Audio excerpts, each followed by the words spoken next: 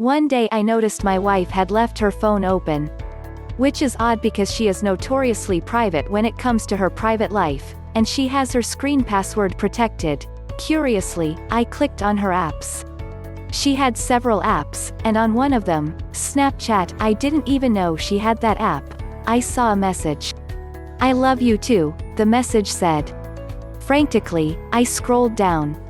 I wanted to read all the messages. But there were no other messages, all of it was deleted. There was only the, "I love you too." I kept the phone for a while. My wife was busy in another part of the house with our kids. I decided to send a message back. "How are you doing, babe?" I typed. I figured, if she really was cheating on me, she'd use the word, babe, as she used it with me. "I'm okay, babe, just busy with school a bit," the stranger responded. We had a bit of a back and forth. After which I deleted all messages after the, "I love you too," once more, and put down the phone, devastated. How did this happen? I was broken. And I confronted her, screenshots and all. As it turns out, my wife had an online affair with a younger man living in another country, for months. In fact, for almost half a year. He lived in another continent. The man was rich. Young and incredibly wealthy. Ivy League educated. Driving cars worth more than our entire house. Going on vacations more expensive than my annual income. It was insane. He knew she was married. He knew she was a mother of 3. And he didn't care, he still wanted her. His rich, foreign ass wanted her. And it flattered her beyond belief. I couldn't believe it. Couldn't believe this had happened to me. I didn't realize her ego was this fragile. And this much in need of a boost in confidence. My wife told me that, as a teenager, she never really had boyfriends, sexual or romantic experiences, or even overt flirtations and flings. She was loveless, and unaware of whether or not she was the object of anyone's desire. For years she hid herself in baggy clothes. Kept her shapes hidden from the world.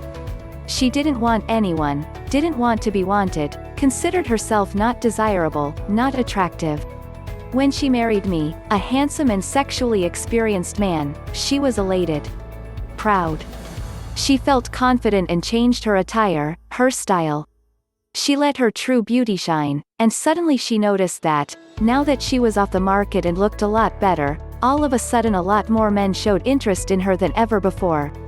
She finally knew that she wanted this, too. She wanted to be wanted. She wanted to be desired. She never knew what it was like.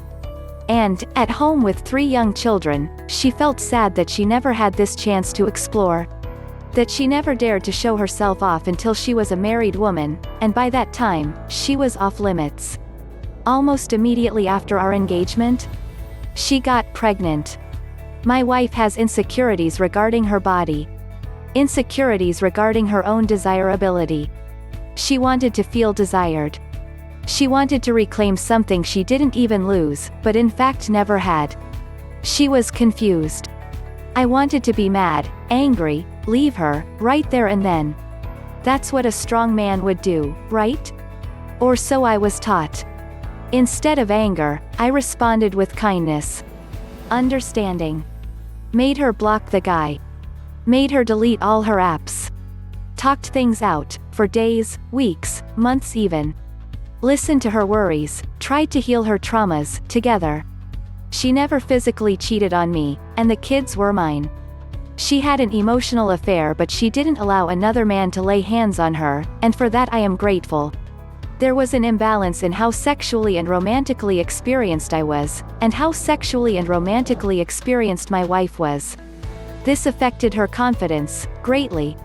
Not right away, but slowly and surely, insecurities can eat away at a person. At some point she looked at herself in the mirror and wondered, is this it? Is this all? Was all she was ever going to be, just to be someone's wife, someone's mother, and one day someone's grandmother? She's brilliant, my wife. She's an intellectual. The most well-read and intelligent woman I have ever known. And there she was, in her 20s, and she felt like a prisoner. She felt incomplete. So she tried to find something she felt was missing in her life. The way she did it was wrong, and she acknowledged that. She understood how damaging it was and she felt extremely sorry. She cried. She said she hated herself.